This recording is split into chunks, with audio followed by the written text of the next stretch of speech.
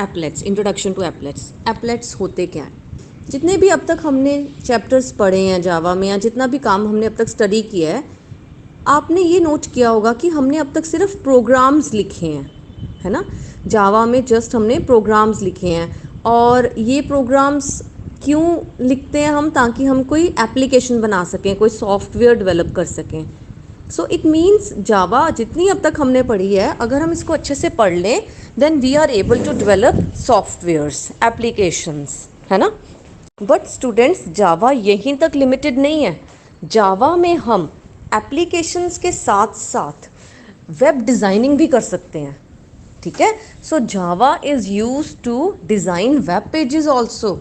Like आपने कई web pages देखे होंगे जिनमें एनिमेशंस आती हैं, है ना। कोई फॉन्ट बहुत स्टाइलिश वे से आ रहा है, कोई एनिमेटेड वे से आ रहा है, तो ये सब चीज़ें जावा में करते हैं using एप्लेट्स। So what is an applet?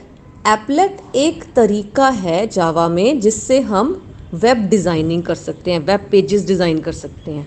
Fine, so let me read. एप्लेट्स run inside browser.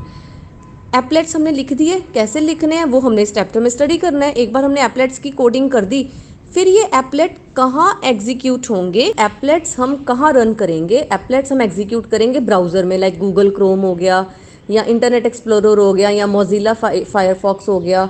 जितने भी ब्राउज़र्स हैं उनमें हम एप्लेट को चलाएंगे, एप्लेट एग्जीक्यूट वहाँ होगा। जैसे प्रोग्राम्स जावा में लिखते हैं नोटपैड में, लेकिन एग्जीक्यूट होते हैं कमांड प्रॉम्प्ट में।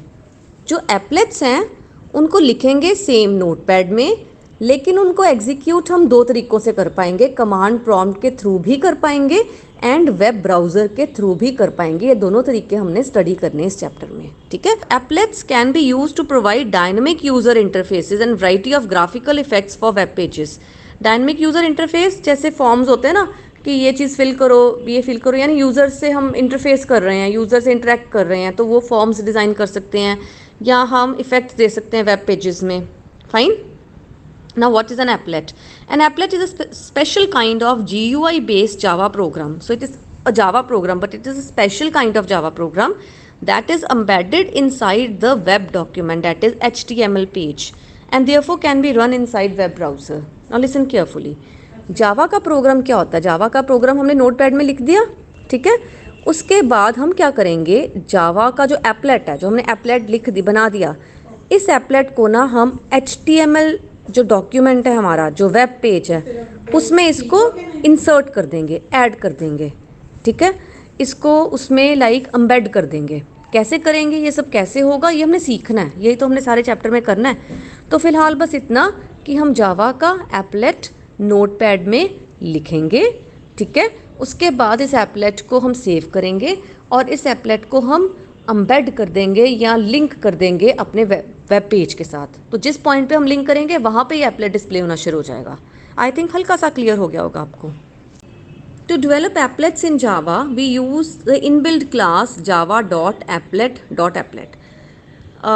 एक पैकेज है जावा नाम का, उसके अंदर एक सब पैकेज है एप्लेट नाम का, उसके अंदर एक क्लास है एप्लेट नाम की। पैकेज जो है वो स्मॉल लेटर से एप्लेट, और जो क्लास का नेम एप्लेट है, जो एप्लेट पैकेज में है, उसमें ए कैपिटल है, ठीक है। सो जब भी हमने एक एप्लेट बनाना है तो हमने क्या करना है, हमने एक क्लास बनानी है और उसको एक्सटेंड करवा देना है एप्लेट क्लास से। जैसे ही हम अपने किसी नॉर्मल क्लास को एक्सटेंड या इनहेरिट करवा देंगे ना एप्लेट क्लास से, तब वो क्या बन जाएगा, वो बन जाएगा एक एप्लेट। वो एक नॉर्मल क्लास नहीं रहेगी, वो एक एप्लेट बन जाएगी। कैसे, अभी हम देखते हैं।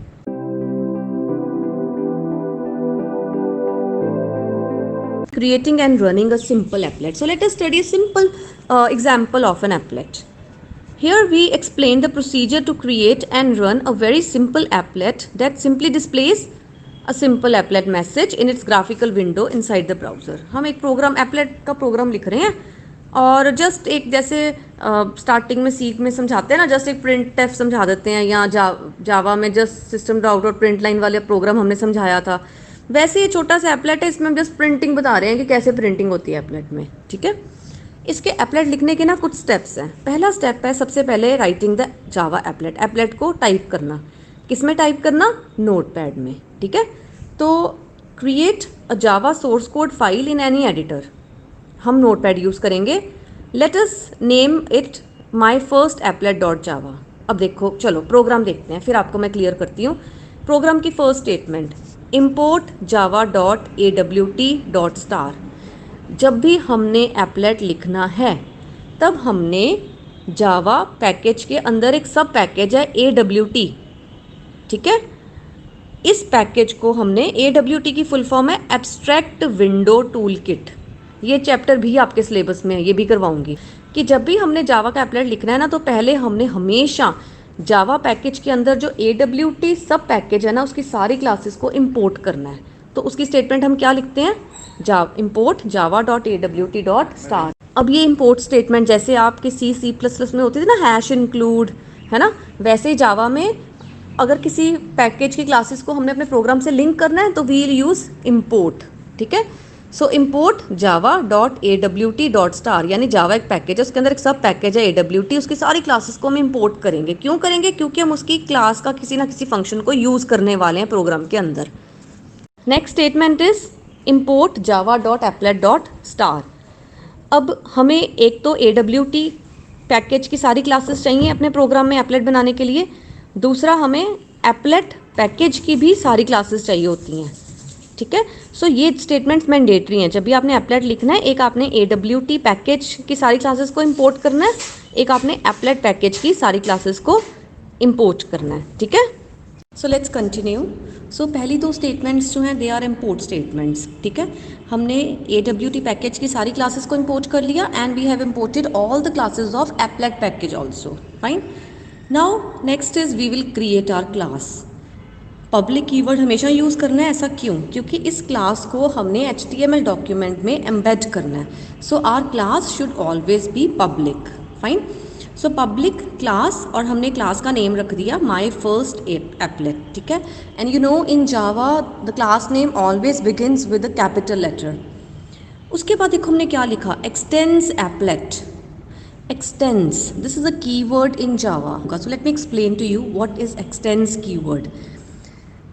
जैसे C++ में आप इनहेरिटेंस करते थे यूजिंग दैट कॉलन साइन, करते थे ना आप, स्कोप विजिबिलिटी लगाते थे। देन जावा में इनहेरिटेंस कैसे करते हैं, using the keyword extends, EXTENDS in small letters.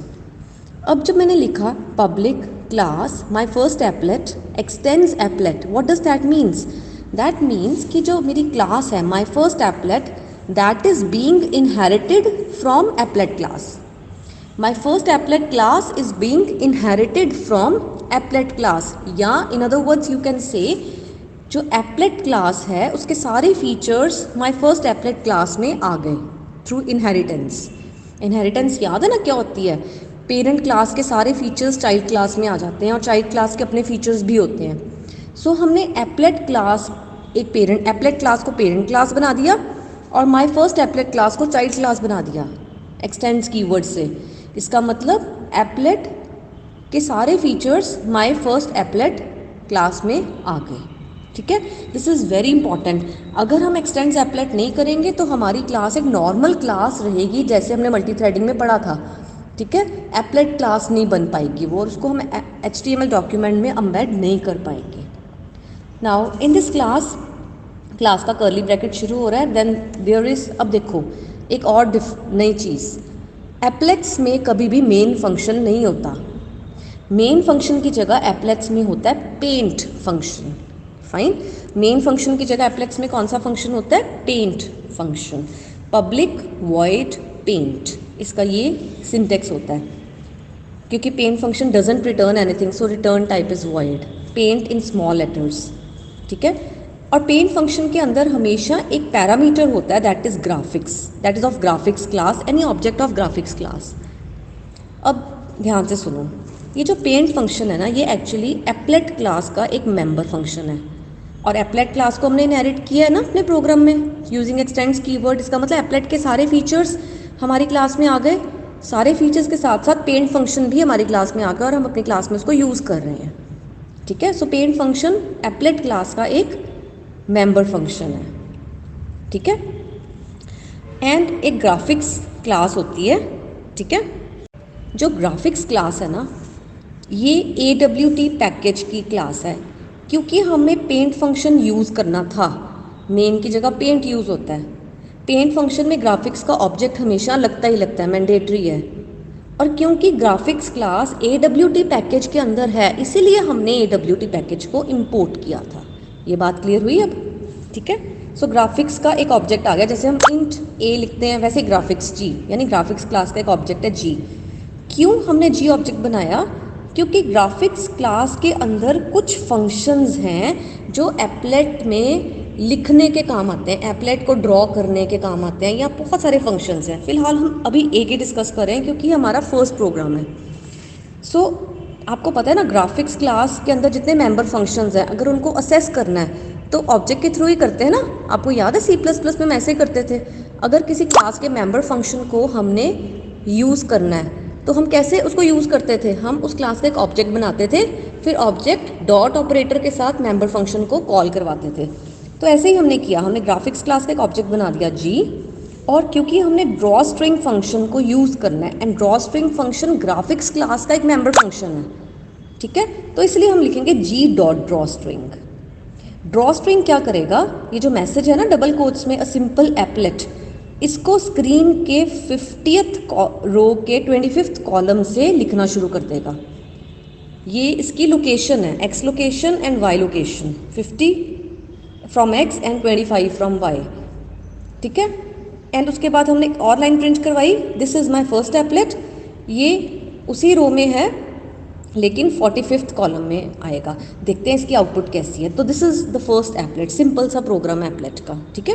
Read the theory. The above program starts with 2 import statements. The first imports the abstract window toolkit AWT package. तो हमने AWT package को क्यों import किया? Simple, because we need the graphics class to run the paint function, and graphics class is present in AWT package. That's the reason we need to import AWT package, ठीक है। So this was the first step, writing a Java applet. हमने applet लिख दिया, कहाँ लिखा? Notepad में, ठीक है। और फिर इसको हमने सेव कर दिया my first applet डॉट जावा के नाम पे। जिस क्लास में पेंट फंक्शन है उस क्लास के नेम, जो उस क्लास का नेम है वही हमारे एप्लेट का नेम होगा। So my first applet and extension is dot Java. Second step is compiling the program to create dot class file. तो ये तो सेम वैसा ही है जैसे हम करते थे, जैसे हम अपने सॉफ्टवेयर के प्रोग्राम्स को कंपाइल करते थे यूजिंग जवैक कमांड। तो हम क्या करेंगे, हम डॉस प्रॉम्प्ट में जाएंगे और वहाँ क्या टाइप करेंगे? Javac. Javac means Java compiler. Java compiler my first applet dot Java. इतना लिखने से क्या होगा, अगर माई फर्स्ट एप्लेट डॉट जावा प्रोग्राम में कोई मिस्टेक्स होंगी, एरर्स होंगी, तो वो डिस्प्ले हो जाएंगी। अगर नहीं होंगी तो हमारा प्रोग्राम सक्सेसफुली कंपाइल हो जाएगा और हमारा सोर्स कोड बाइट कोड में कन्वर्ट हो जाएगा, जिसकी एक्सटेंशन होती है डॉट क्लास। हमारी डॉट क्लास फाइल रेडी हो गई, बाइट कोड रेडी हो गया। अब हमने क्या करना है? Third step is embedding applet using inside HTML। अब हमने अपनी बाइट कोड को HTML डॉक्यूमेंट में, इस एप्लेट के बाइट कोड को HTML डॉक्यूमेंट में एम्बेड करना है, ठीक है। यानी कि अपने वेब पेज में जहाँ हम लगाना चाहते हैं वहाँ इसका लिंक दे देना है। तो जब HTML पेज बनेगा या डिस्प्ले होगा तो जहाँ हमने एप्लेट का लिंक दिया ना, वहाँ वो एप्लेट भी डिस्प्ले होना शुरू हो जाएगा। सो HTML डॉक्यूमेंट का पेज नंबर 519 में एक टेम्पलेट सा दिया हुआ है, और देखो एप्लेट कैसे लगाया है। एप्लेट लगाने के लिए ना एक टैग होता है, दैट इज एप्लेट टैग। दिख रहा है आपको? मैंने अंडरलाइन किया हुआ है एप्लेट टैग। एप्लेट टैग का पहला पैरामीटर है कोड। कोड में हम क्या डालते हैं? हम बाइट कोड का नेम डाल देते हैं, my first applet dot class. उसके बाद विड्थ एंड हाइट स्पेसिफाई करते हैं कि ये जो एप्लेट है ये कितनी स्पेस लेगा, कितनी विड्थ लेगा और कितनी हाइट लेगा डिस्प्ले होने के लिए, ठीक है। And the last step is running the applet. फिर हम एप्लेट को एग्जीक्यूट करते हैं। I have already told you कि जावा में जो प्रोग्राम्स हैं वो तो डॉस प्रॉम्प्ट में एग्जीक्यूट होते हैं यूजिंग जावा कमांड, लेकिन जो एप्लेट्स हैं उनको एग्जीक्यूट करने के there are 2 methods. Either we execute the applet using the command prompt, or we execute the applet using the browser, web browser. So we are going to study these 2 methods. The first method is simply double click on my first applet.html file. अब हमने जो HTML file बनाई थी उसको save किया था, तो उसका जो आइकन बना, या तो उसको डबल क्लिक कर लो और वेब ब्राउज़र में वो जो HTML फाइल है खुल जाएगी और उसमें एप्लेट देखो लोड हो जाएगा। देखो ये वेब ब्राउज़र खुल गया, वेब ब्राउज़र की स्क्रीन दिख रही है ना फिगर 18.2 में, ये वेब ब्राउज़र है, इंटरनेट एक्सप्लोरर का पेज है। इसमें देखो एप्लेट डिस्प्ले हो गया जो हम डिस्प्ले कर रहे थे। अ सिंपल एप्लेट हमने रो नंबर 50 और 25 में डिस्प्ले किया था, और this is my first applet 50 और 45 में, तो अकॉर्डिंगली ये डिस्प्ले हो गए हैं, ठीक है। और सेकंड मेथड क्या है एप्लेट को रन करने का, यूजिंग डॉस प्रॉम्प्ट। जैसे हमने जावा सी लिखा ना, javac my first applet dot Java compile हो गया यानी बाइट कोड बन गया, उसके बाद उसके नीचे ही कमांड लिख दो applet viewer my first applet dot HTML। तो हमने HTML पेज को एप्लेट व्यूअर कमांड से रन किया, तो उससे क्या होगा, HTML पेज लोड हो जाएगा, और वो भी अगेन वो होगा ब्राउज़र में ही, ठीक है। लेकिन इसको रन करने का क्या तरीका है, हमने एप्लेट व्यूअर कमांड से एप्लेट को एग्जीक्यूट किया। सो हम एप्लेट को एग्जीक्यूट दो तरीक़ों से कर सकते हैं, या तो हम HTML फाइल को डबल क्लिक करें तो एक्सप्लोरर का पेज खुल जाएगा या वेब ब्राउज़र का पेज खुल जाएगा, वहाँ एप्लेट आ जाएगा, या फिर हम डॉस प्रॉम्प्ट में जाके एप्लेट व्यूअर कमांड लिखें और HTML पेज का नेम लिखें, तब भी वो HTML पेज खुल जाएगा और उसके खुलने से एप्लेट भी रन हो जाएगा, ठीक है। So there are two methods. Page number 521, इसमें जो एप्लेट टैग है ना, जो HTML डॉक्यूमेंट में हमने एम्बेड करना है उसके बारे में बताया हुआ है। So there is an applet tag को हम स्टार्ट करते हैं और एंड में देखो एप्लेट टैग को ख़त्म भी करते हैं बैकस्लैश यूज़ करके, ठीक है। देन कोड में हम बाइट कोड का नेम स्पेसिफाई करते हैं, देन विड्थ एंड हाइट, ये पैरामीटर्स हम स्पेसिफाई करते हैं और इनको एक्सप्लेन भी किया हुआ है। 18.4 टॉपिक जो हमने स्टेप्स अभी किए हैं उनको एक फ्लो चार्ट फॉर्म में एक्सप्लेन किया हुआ है। सो अगर क्वेश्चन आ जाता है कि what are the various steps to create an applet, तो सबसे पहले तो आप एप्लेट क्या होता है उसकी इंट्रोडक्शन दोगे, देन जो 4 स्टेप्स आपने स्टडी किए हैं थियोरेटिकली उनको एक्सप्लेन करोगे, एंड फिर ये फ्लो चार्ट भी बनाओगे इफ़ द क्वेश्चन कम्स कि how can you create an applet. So let us discuss the flow chart. सबसे पहले हमने टेक्स्ट एडिटर में my first applet dot Java type किया, देन हमने जवैक कमांड से माई फर्स्ट एप्लेट डॉट जावा को की बाइट कोड बना दी और my first applet dot class बन गई। फिर my first applet dot class को हमने my first applet dot HTML में एम्बेड किया और HTML डॉक्यूमेंट को भी हमने टेक्स्ट एडिटर यूज़ करके लिखा। अब इसको रन करने के देयर आर 2 मेथड्स, या हम वेब ब्राउज़र के थ्रू रन करें HTML डॉक्यूमेंट को, या फिर हम एप्लेट व्यूअर, यहाँ पे मिस्टेक है बुक में व्यूअर R आएगा, applet viewer R is missing. So applet viewer से हम या तो HTML डॉक्यूमेंट को रन करें। सो बोथ वेज हमारा जो एप्लेट है वो एग्जीक्यूट हो जाएगा। Fine. Advantages and limitations of applet, I hope कि आप इसको खुद कर लोगे, इसमें समझाने वाला कुछ नहीं है।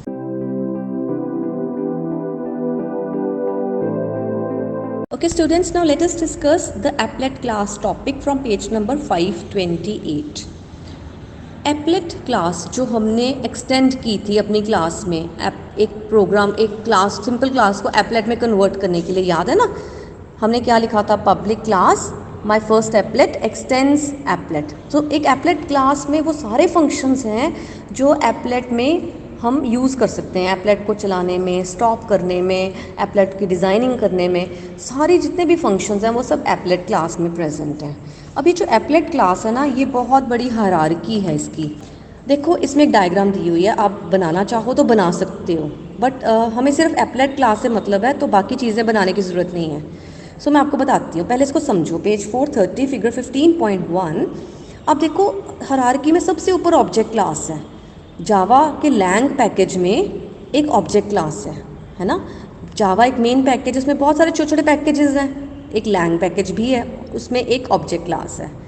ये ऑब्जेक्ट क्लास इनहेरिट कर रही है कंपोनेंट क्लास को, या डिराइव कर रही है, ये ऑब्जेक्ट क्लास डिराइव कर रही है कंपोनेंट क्लास को। कंपोनेंट क्लास फर्दर ड्राइव कर रही है कंटेनर क्लास को, कंटेनर क्लास फर्दर ड्राइव कर रही है पैनल क्लास को, पैनल क्लास फर्दर ड्राइव कर रही है एप्लेट क्लास को। सो ये एप्लेट की हायरार्की है, यानी एप्लेट क्लास किस क्लास से इनहेरिट हुई, पैनल से, पैनल फर्दर इनहेरिट हुई कंटेनर से, कंटेनर फर्दर इनहेरिट हुई कंपोनेंट से, और कंपोनेंट क्लास फर्दर इनहेरिट हुई ऑब्जेक्ट क्लास से। ऑब्जेक्ट क्लास जो है वो लैंग पैकेज में है, बाकी सारी क्लासेस जिनके हमने नेम्स लिए हैं कंपोनेंट, कंटेनर, पैनल, एप्लेट, ये सारे java.awt पैकेज की क्लासेस हैं। ठीक है, तो अब वापस आ जाते हैं हम अपने पेज नंबर 528 पे। वही डायग्राम को ब्रीफ सा करके दिया हुआ जितना हमें चाहिए। तो सबसे पहले ऑब्जेक्ट क्लास ड्राइव कर रही है कंपोनेंट को, कंपोनेंट ड्राइव कर रही है कंटेनर को, कंटेनर ड्राइव कर रही है पैनल को, पैनल ड्राइव कर रही है एप्लेट को। एक मिस्टेक थी, कंपोनेंट क्लास के साथ java.at लिखा हुआ था, दैट इज AWT। ठीक है, so this is the hierarchy of applet class. इसका मतलब अब ध्यान से सुनो, एप्लेट क्लास बनी पैनल क्लास से, इसका मतलब पैनल के सारे फीचर्स एप्लेट में आ गए। पैनल बनी कंटेनर से, कंटेनर बनी कंपोनेंट से, कंपोनेंट बनी ऑब्जेक्ट से। इसका मतलब इनडायरेक्टली ना एप्लेट क्लास में पैनल के, कंटेनर के, कंपोनेंट के, ऑब्जेक्ट क्लास के सभी के फीचर्स आ गए using inheritance, through inheritance. It means applet class में हम इन चारों क्लासेस में से किसी का भी मेंबर फंक्शन ईजिली यूज़ कर सकते हैं, बिकॉज थ्रू इनहेरिटेंस ये चारों क्लासेस के मेंबर फंक्शंस एप्लेट क्लास में इनहेरिट हो गए। फाइन।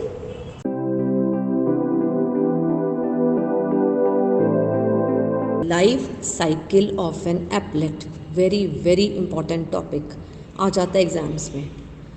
अब एप्लेट की लाइफ साइकिल जैसे हमने की थी थ्रेड की लाइफ साइकिल, वैसे ही होती है। लाइक सबसे पहले इनिशियलाइज कराना एप्लेट को, फिर उसको रन कराना, फिर उसको स्टॉप करवाना और फाइनली एप्लेट को डिस्ट्रॉय करवाना।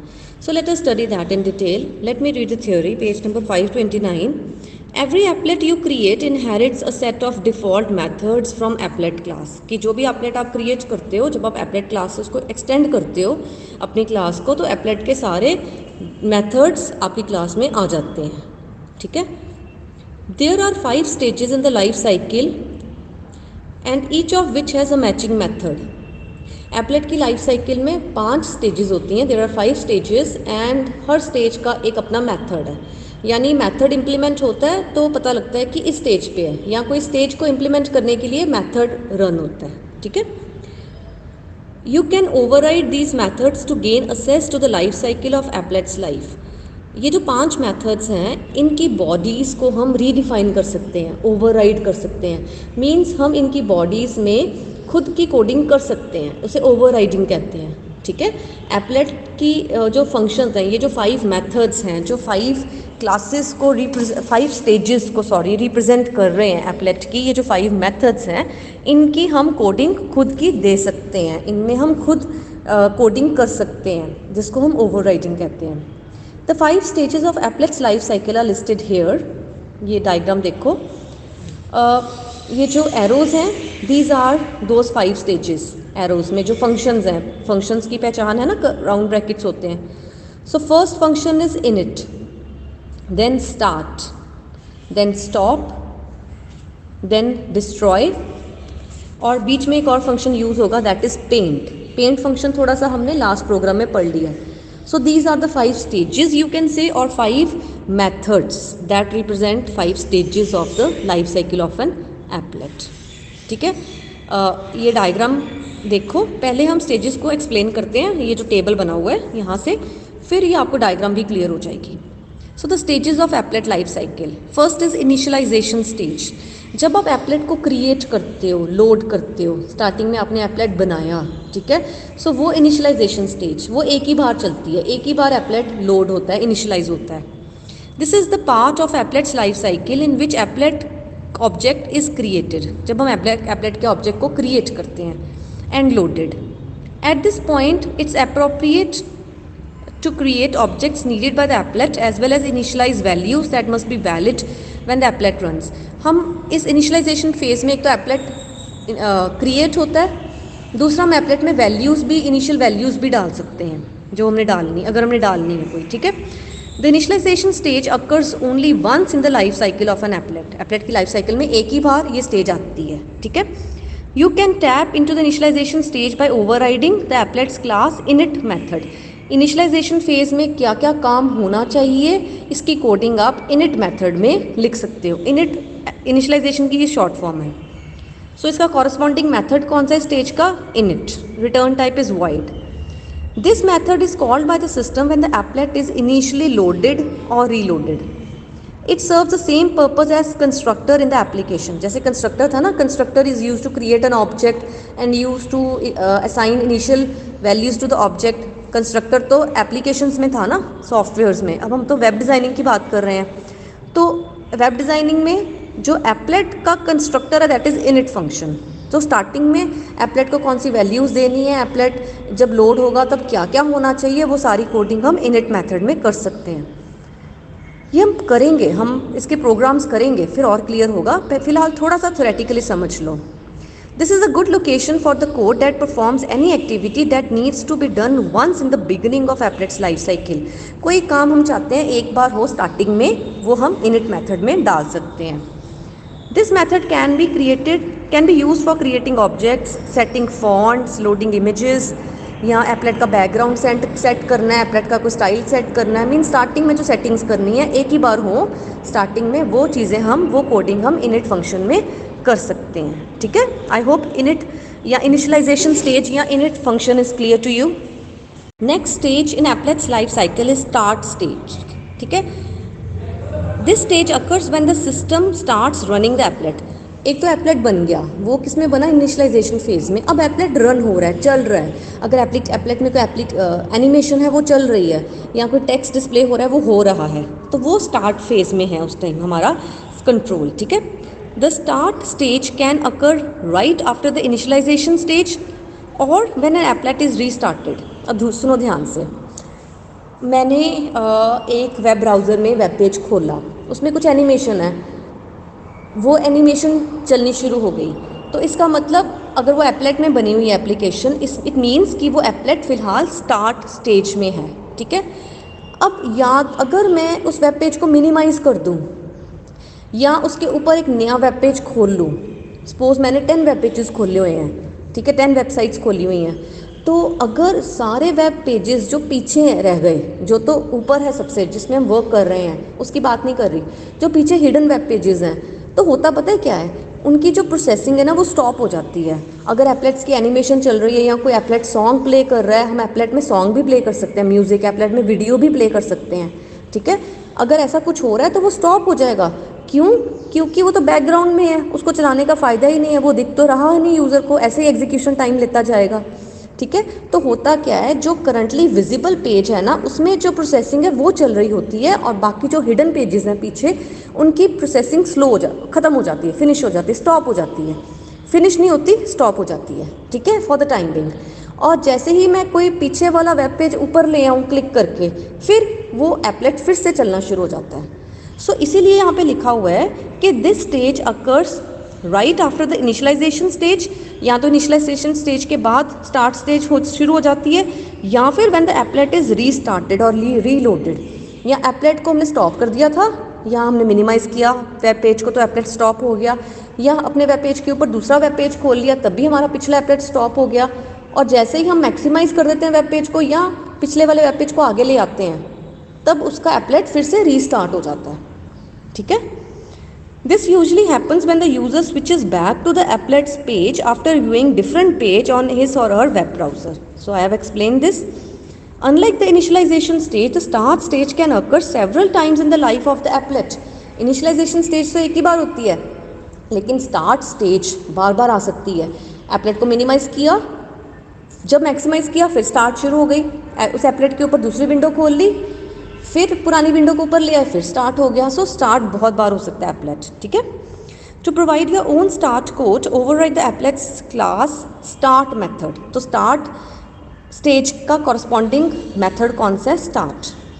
This method is called automatically by the browser और the applet viewer after calling the init method. Init method चलने के बाद अपने आप ही स्टार्ट मेथड चलना शुरू हो जाता है। This method is called every time when the web page containing applet is revisited. If you have some code that should be executed only once, put it in init method. But if you need a code to be executed each time the user returns to the page, such as restarting a thread या start method, then start method is the right place for this type of code. कहते हैं कि अगर कोई coding हम चाहते हैं कि स्टार्टिंग में एक ही बार हो, बस वो init method में डाल दो। जो हम चाहते हैं कि हर बार हो जब एप्लेट चले, उसको स्टार्ट मेथड में डाल दो। Fine. I hope start stage and its corresponding start method is clear to you. The next stage of applet's life cycle is paint stage. So ये हमने कर लिया. पेंट में हम क्या करते हैं, कुछ डिस्प्ले करवाना है एप्लेट ने. So start stage further paint stage को अपने आप ही कॉल कर लेती है एप्लेट में डिस्प्ले करवाने के लिए. So paint stage occurs whenever the applet's display must be drawn on the screen. जब एप्लेट को हमने डिस्प्ले करवाना है तब पेंट फेस स्टेट में कंट्रोल होता है. This happens right after the applet start stage as well as whenever the applet's display must be restored or changed.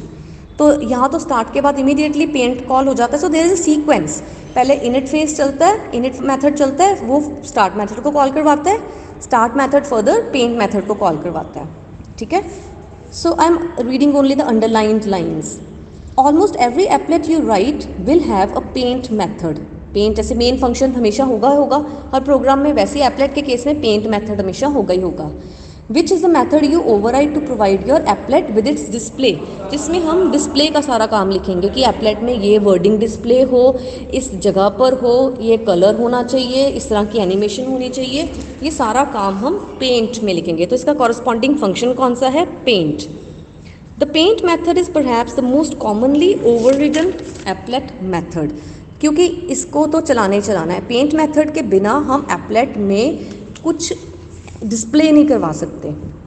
Painting can occur many times in the life cycle of applet. So start की तरह paint function भी बार बार चल सकता है. The paint method is called once, एक बार call होता है. After init is called and again each time the web browser is activated. जैसे स्टार्ट है ना, जितनी बार स्टार्ट कॉल होगा उतनी बार पेंट कॉल होगा. सिंपल सी बात है. इनिट के बाद स्टार्ट कॉल हुआ, स्टार्ट ने पेंट को कॉल किया. और जितनी बार वेब पेज रीलोड होगा मिनिमाइज होने के बाद, या उसके ऊपर कोई और पेज खुल गया, दोबारा से हम वेब पेज को सामने लेके आ रहे हैं तब, सो जितनी बार स्टार्ट फंक्शन चलेगा ना उतनी बार पेंट मेथड भी चलेगा. सो आई होप कि paint stage and its corresponding paint method is clear to you. The next stage of the applets life cycle is stop stage. अब स्टॉप स्टेज कब execute होती है, लाइक मैंने आपको बताया ना, जब हम जो एप्लेट रनिंग है उसको मिनिमाइज़ कर देते हैं उसके वेब पेज को, तो वो for the time being stop हो जाता है. मींस वो फिनिश नहीं होता, वो तो for the time being stop हो जाता है ताकि सीपीयू की प्रोसेसिंग ऐसे ही वेस्ट ना हो. क्योंकि एप्लेट तो विजिबल है नहीं, वेब पेज तो विजिबल है नहीं, दैट इज़ बिंग मिनिमाइज्ड. या फिर हमारे वेब पेज के ऊपर एक न्यू पेज खुल गया है तो पिछले वेब पेज की जो एप्लेट की एग्जीक्यूशन है that stops for some time till that page activates again. ठीक है. So that is stop function. So Java executes this stage of the applet's life cycle when the applet is no longer visible on the screen, such as when the user switches to different web page, और एक और line add कर सकते हो, और whenever the user minimize that web page. The default behavior of this cycle, however, is to keep the applet running in the background. Applet है, alive है, but it is not executing. If you want to handle the stop cycle differently, you should override applet's class stop method. अगर stop के time पे कुछ काम कराने हैं applet के तो वो उन कोडिंग को stop method में लिख दो. Void stop. This method is automatically called by the browser or the applet viewer to inform the applet that it should stop its execution. The applet must override this method if it wants some operations to be performed when the applet becomes invisible. So stop method क्या करता है, applet के execution को for the time being stop कर देता है to avoid wastage of CPU cycles. And अगर हम चाहते हैं कि stop के टाइम पे ये सब काम हो तो वो कोडिंग हम stop function में लिख सकते हैं. It is important to note that the default behavior of the applet is to continue running even after the user has moved to another page. Thus, the applet will continue to consume system resources. If you would like to halt the execution of the applet or a part of its logic or override the stop method. कि अगर आप stop method को नहीं लिखोगे अपने programme में तो by default क्या होगा, applet execute करता जाएगा और आपका सिस्टम धीरे धीरे स्लो होता जाएगा क्योंकि applet तो पीछे है या मिनिमाइज्ड है बट फिर भी वो चल रहा है. अगर आप चाहते हो कि for the time being applet की एग्जीक्यूशन हॉल्ट हो जाए सीपीयू का एग्जीक्यूशन टाइम सेव करने के लिए, तो अब स्टॉप मेथड को अपने प्रोग्राम में लिख दो, चाहे खाली ही लिख दो पर लिख दो. Also if you are doing animation, playing audio files, performing calculations in a thread etcetera, you may want to override the stop method. If not, you can likely ignore the stop method. अगर नहीं करना चाहते, आप चाहते हो कि चलो execution चलती रहे, देन स्टॉप मेथड को लिखने की ज़रूरत नहीं है, यानी मैंडेटरी नहीं है, ठीक है। सो लाइक आप कोई ऑडियो प्ले कर रहे हो, ठीक है, आपने वेब पेज पे एप्लेट के थ्रू, उसके ऊपर आप नया वेब पेज खोल लेते हो पढ़ने के लिए, तो ऑडियो आपको डिस्टर्ब करती जाएगी। तो आप चाहते हो कि अब तो एप्लेट चुप हो जा, अब तो स्टॉप हो जा, क्योंकि अब तो मैं एप्लेट का सॉन्ग्स म्यूज़िक सुन नहीं रहा। तो फिर इसीलिए स्टॉप मेथड को ओवरराइड करना है। बेटा बात क्लियर हुई? So I hope this stop stage and its corresponding stop method is clear to you. And the last stage of एप्लेट्स life cycle is destroy stage. जैसे हम करते हैं ना, destructor destroys the object in the applications, but now in web designing applet is destroyed with the destroy stage. यानी एक बार destroy stage चल गई applet पर, तो वो एप्लेट फिनिश हो जाएगा, फिर वो दोबारा हम उसको रन नहीं कर पाएंगे। So destroy stage occurs when the system is about to remove the applet from the memory. Like the initialization cycle, the destroy cycle occurs only once. If your applet has resources that needs to be cleaned up before applet exits, then this is the place you to do it. You tap into the cycle by overriding applet class destroy method. अगर आप चाहते हो कि applet destroy होने से पहले जो resources उसने लिए हुए हैं उनको रिलीज़ करके जाए, तो वो सारी कोडिंग आप डिस्ट्रॉय स्टेज में कर सकते हो। Now this destroy method, this method is called by the system when the applet shuts down normally. It is called only once. This method is called by the browser और the applet viewer to inform the applet that it is being reclaimed and that is it should release any system resources allocated to it, ठीक है। The applet must override this method if some operations need to be performed when the user exits the browser. Exit होने से पहले जो काम करने हैं, last में जो करने हैं, वो हम डिस्ट्रॉय उसकी कोडिंग डिस्ट्रॉय फंक्शन में कर देते हैं। This method is exactly opposite to init, which can be used like a constructor. Init constructor की तरह था, destroy can be used like a destructor. Simple. Okay. Now let us discuss the program showing life cycle of an applet. ये programme मैंने खुद लिखा है, ठीक है। बाकी बुक्स में that was very complicated program, मैंने इसको simplify करके खुद लिखा है। So let me discuss this program with you. So we have imported two packages, java.applet package and java.awt package, और इसकी सारी classes को हमने .star यूज़ करके import कर लिया। Then I have created a class, life नाम की मैंने class create की, that extends applet। मैं लाइफ का L कैपिटल लिख सकती थी, ठीक है, यहाँ कैपिटल ही होगा। ओके, देन सबसे पहले देखो इनिट फंक्शन चलाया हमने। अब हमने लाइफ साइकिल के हिसाब से फंक्शंस की कोडिंग करनी है। So first of all init function is there. Init function में हम क्या कर रहे हैं, अपनी एप्लेट की बैकग्राउंड कलर सेट कर रहे हैं येलो, एप्लेट का फॉन्ट सेट कर रहे हैं that is bold and 30 size. फिर एक लेबल बनाया मैंने, ठीक है। अब ये लेबल कैसे बनाया, ये जब मैं आपको AWT का चैप्टर करवाऊंगी ना, एब्स्ट्रैक्ट विंडो टूल किट, उसमें ये चीज़ें आपकी इंक्लूड होंगी। फिलहाल अभी इतना ही समझ लो। एक लेबल बनाया और उस लेबल में क्या मैंने उस लेबल की कमेंट या उसमें क्या लिख दिया, लेबल में लाइफ साइकिल एप्लेट। उसके बाद system dot out dot print line, ये जो system dot out dot print line है, क्या लिखा हुआ है, इनिट कॉल्ड। ये मैसेज डिस्प्ले होगा उसमें कमांड प्रॉम्प्ट में। जैसे आप लास्ट प्रोग्राम्स किए हैं, आपने मल्टी थ्रेडिंग का किया है, उसमें system dot out dot print line functions कई बार कॉल होते हैं, तो उसकी आउटपुट कहाँ डिस्प्ले होती है, कमांड प्रॉम्प्ट में। So system dot out dot print line वाली स्टेटमेंट की आउटपुट जो है इनिट कॉल्ड, ये कमांड प्रॉम्प्ट में ब्लैक स्क्रीन पे डिस्प्ले होगी, और ये जो लेबल की आउटपुट है लाइफ साइकिल एप्लेट, ये उसमें ब्राउज़र में डिस्प्ले होगी। तो कंफ्यूज नहीं होना, हम एप्लेट बना रहे हैं तो इसमें ब्राउज़र भी चलेगा साथ साथ।